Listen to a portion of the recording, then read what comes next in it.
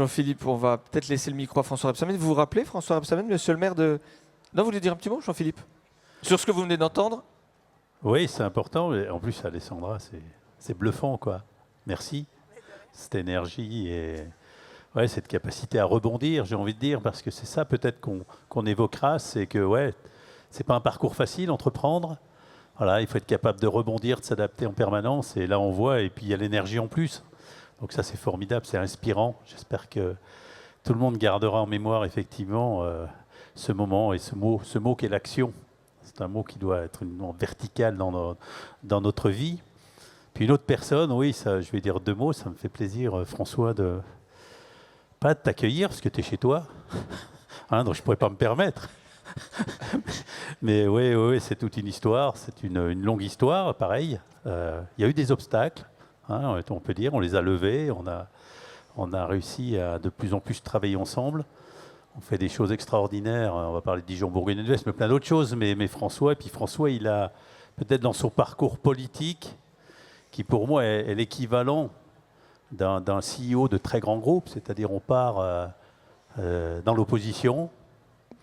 Hein, ouais, non mais c'est vrai, il faut s'en rappeler. Hein, et puis effectivement, on gravit les échelons. Et c'est pas des échelons parce que c'est la haute montagne, ça, dans ton monde qui n'est pas facile. Voilà, donc te voir aujourd'hui, tu as tout de suite dit oui au projet, ça aussi c'est important. Hein, si François avait dit non, peut-être qu'on ne serait pas tous ensemble réunis ce soir. Donc je voulais te dire merci. Voilà. Merci Jean-Philippe. Alessandra, un grand merci. Je crois que tu as des obligations. Un grand merci pour Alessandra Sublet. Bravo. Je vais faire l'animateur aussi maintenant. Jean-Philippe, je t'en prie, prends place. François Rebsamen, vous avez accepté de vous prêter au jeu de l'interview audacieuse devant la jeunesse de ce Zénith. Oui, même si la politique, c'est pas ce qui est le mieux porté en ce moment, mais enfin bon. En attendant, vous avez été quand même très applaudi. Hein. Ouais. Vous avez été très applaudi en arrivant sur scène. François Rebsamen, à quel âge vous avez eu envie d'avoir un rôle dans la vie politique, d'avoir un rôle dans cette société? Est-ce que c'est venu très jeune? Non, pas du tout. C'est venu après mes études, voilà. Donc vers 26-27 ans, pas avant. Avant, j'ai profité de la vie. J'ai joué au football, j'ai écouté de la musique, j'ai été écrivain de concerts. Voilà, la musique m'a toujours plu et accompagné toute la vie, quoi. Voilà. Mais vous aviez déjà un regard, évidemment, sur la société, sur la jeunesse, sur la culture, sur tous les sujets que vous travaillez aujourd'hui. Bien sûr.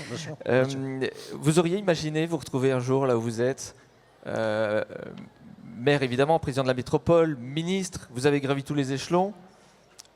Vous vous y attendiez? Non, mais j'ai fait ce qu'il fallait pour ça. C'est-à-dire que j'ai été pugnace, j'ai échoué, recommencé. J'ai échoué, recommencé, et finalement, j'ai gagné. Voilà, je crois que c'est l'histoire de la vie, ça, d'échouer, de recommencer, et à la fin, de gagner, si on ne s'arrête pas.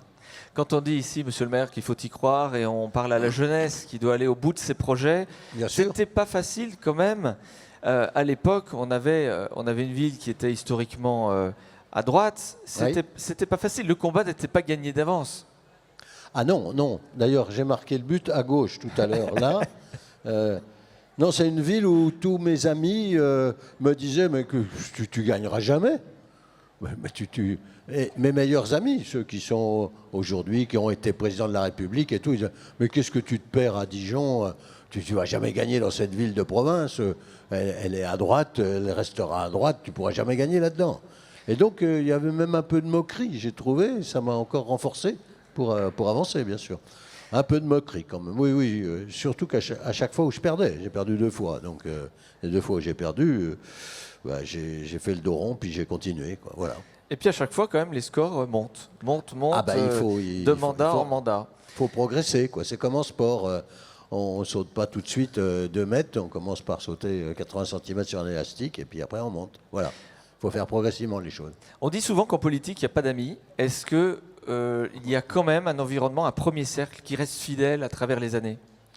Il n'y a pas d'amis au niveau national. Il y a des amis au niveau local. au niveau local, il y a même beaucoup d'amis et c'est tant mieux, ça aide, ça permet de vivre, ça permet d'accompagner, permet d'être en équipe, en collectif. Au niveau national, il y en a beaucoup moins, beaucoup moins. Moi j'en ai un, je vais donner son nom, parce qu'il m'a toujours été d'une grande fidélité, d'un grand soutien et tout. Il s'appelle, vous attendez à ce que je vous dise François Hollande, pas du tout, c'est Jean-Yves Le Drian, voilà. Jean-Yves Le Drian, c'est un ami à moi, c'est un breton, que là-bas les Bretons appellent le menhir parce qu'il ne bouge pas, il est solide, il est fidèle. Voilà. Donc on trouve quand même de la fidélité, de l'amitié en politique. Oui, il y en a, mais ils ne sont pas fréquents au niveau national. Non, non. Et il vaut mieux pas être sur le même territoire. Vous voyez, il y a des proverbes qui sont des proverbes qui viennent des Antilles et qui disent quand il y a deux crocodiles dans le même marigot, il y en a toujours un qui mange l'autre. Donc il vaut mieux pas être sur le même territoire, quoi. Voilà. C'est vrai ça dans l'entreprise, Jean-Philippe? Ça peut? Ça peut. Ouais, ça se fait aussi, oui. Hein. Ouais, bien sûr, bien sûr. L'audace, François Rebsamen, c'est d'avoir apporté à Dijon tout ce que vous avez apporté. Évidemment, je pense qu'ici, on serait dans l'herbe, hein, si vous n'étiez pas là. On serait oui, le Zénith, mon concurrent disait il faut faire un zénithon. J'ai jamais su ce que c'était un zénithon, mais je savais ce que c'était un zénith. Et puis je voulais le Zénith, un des 3 plus grands de France. C'est celui-là, voilà. C'est le 3e, il tient 9500 personnes. Et, bravo. Si on ne l'avait pas fait, il n'y aurait pas de Zénith. Ben oui. Si on n'avait pas fait la vapeur, il n'y aurait pas la vapeur. Si on n'avait pas fait les stades de foot, il n'y aurait pas de stade de foot. Si on n'avait pas fait la piétonisation, il n'y en aurait pas. Si on n'avait pas fait de tram, il n'y aurait pas de tram, etc., etc. Donc on a fait beaucoup de choses, oui, c'est vrai. À travers tous vos projets, un leitmotiv, la justice sociale, l'équité, la parité, la diversité. Pourquoi ça vous tient autant à cœur?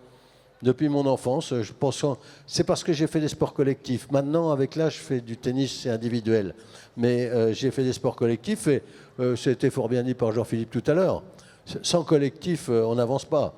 Donc c'est parce que j'avais le sens du collectif. Et le collectif, ça s'entretient. On peut être capitaine d'équipe, mais on est là pour rassembler les autres. J'ai toujours eu ce souci dans la vie publique, dans le sport, rassembler.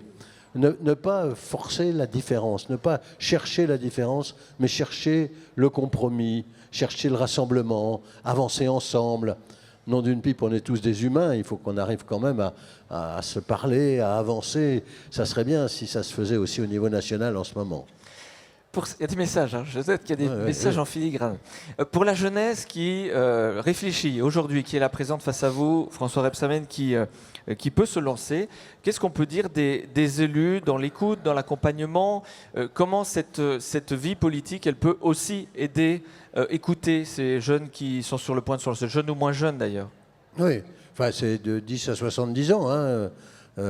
Bon, donc moi je reste quand même, hein, même si c'est de 10 à 70 ans, c'est promis. Donc il faut les aider à avancer. On a mis en place des formules, mais il n'y a pas qu'à Dijon.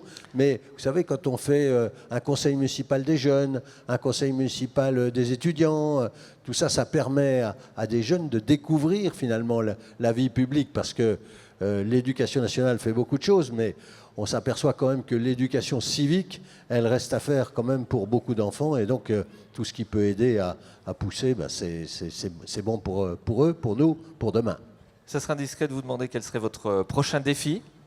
Mon prochain défi ah oui, c'est une bonne question, ça. Je le connais, mais je ne veux pas le dire. Ah, même avec une salle d'applaudissements, un zénith complet? Non, je me le garde parce que vous allez le découvrir bientôt. Voilà. Alors un petit mot à ces jeunes qui sont face à vous. Vous leur diriez quoi? Ils se lancent dans la vie, ils sont au collège, au lycée, à l'université. Vous avez quoi leur dire? Il faut qu'ils prennent confiance en eux. Ça a été dit aussi tout à l'heure. Bien sûr, on répète des choses qui sont a priori évidentes, mais qu'il faut se rappeler tous les jours. Ne jamais renoncer, toujours recommencer, et puis croire en soi. Avoir une confiance inébranlable dans la capacité d'un être humain. Parce qu'on découvre ses propres capacités devant l'obstacle. Ça a été dit, redit, mais je le dis aussi. Voilà. Merci beaucoup, merci infiniment, monsieur le maire. François Rebsamen. J'ai pas envoyé de petit avion tout à l'heure. Vous auriez mis quoi sur votre avion? Qu'est-ce que c'est l'audace? Un être audacieux, c'est d'abord quelqu'un de bon. Parce qu'il faut être bon dans la vie. Dans tous les sens du terme. Vous pouvez y mettre du social. Après, il faut être sans peur. Après, il faut être hardi. Et finalement, il faut être téméraire. C'était la devise des Ducs. Vous l'avez compris. Merci. Bravo, monsieur le maire. François Rebsamen, sous vos applaudissements pour cette grande scène du Zénith. Bravo.